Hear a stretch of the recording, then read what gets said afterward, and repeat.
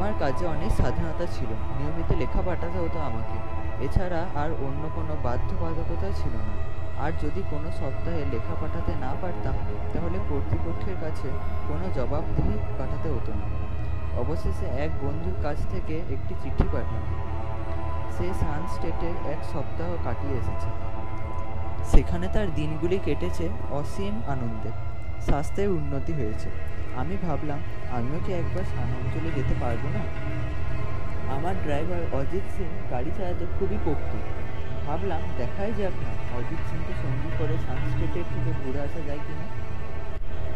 গাড়ি দ্রুত বেগে চলতে শুরু করেছে। পাহাড়ি পথ, মাঝে মধ্যে জঙ্গলে আকীর্ণ পথে অনেক বিচিত্র স্থান দেখতে পেলাম।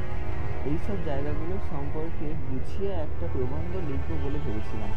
রাতটা পিয়াগোতে কাটাতে হবে।